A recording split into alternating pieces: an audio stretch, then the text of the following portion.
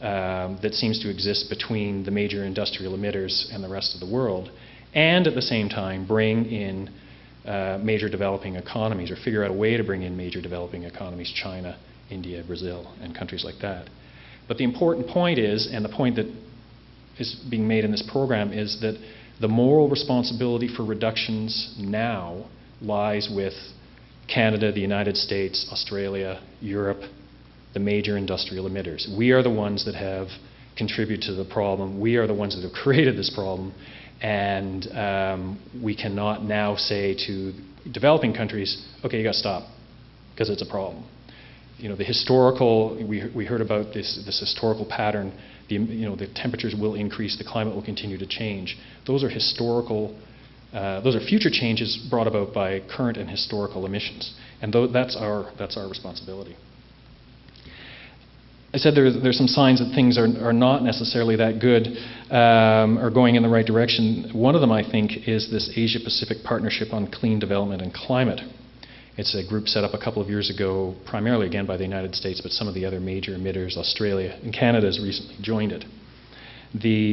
According to its website, the purposes of the partnership are to, quote, create a voluntary, non-legally binding framework for international cooperation to facilitate the development, diffusion, deployment, and transfer of existing, et cetera, et cetera, et cetera.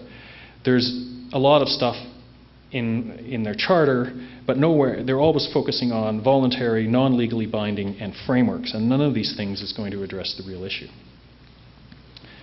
The other thing to be aware of is that the opponents of cuts, emissions standards, caps, whatever you want to call them, the Kyoto Protocol and its successor, whatever that's going to be called, have gone from denying the science that you just saw to raising alarm bells about a supposed economic catastrophe that's going to happen if we allow, if we comply with, certainly with Kyoto and anything else. We need to have measures that recognize the differences between national economies and different rates of development, et cetera, et cetera. That's true, you do. But if you're looking simply for voluntary action, some businesses are already doing it. You know, the World Council for Sustainable Development, the Climate Group, others, they're already there. They're past where governments are. So how do we get the governments to even get to the point where some of these companies are? That's the challenge, I would argue, for us as citizens.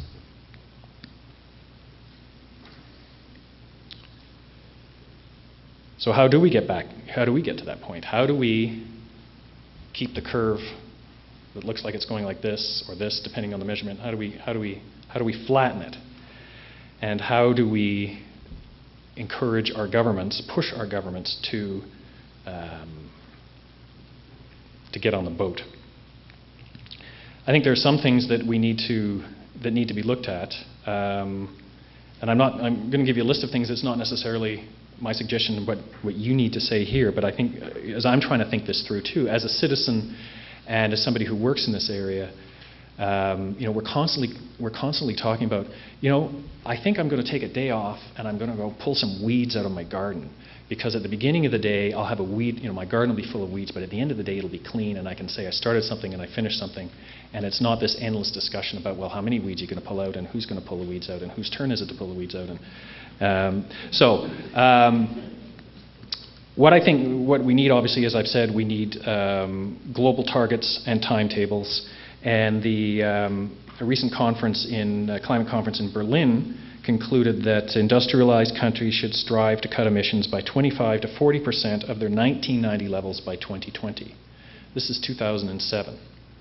So that's not a lot of time. And this target's going to be discussed in Bali. And I think that it's not binding. There's no, it'll be a discussion point, but I think it's a reasonable start. The important thing about this setting targets is it will provide a benchmark too for companies to work towards. And this will stimulate the development of different technologies. It's not going to work, and certainly a lot of the business community is saying it's not going to work to say, okay, you have voluntary compliance, go out and innovate our way out of this mess. We innovated our way into this mess.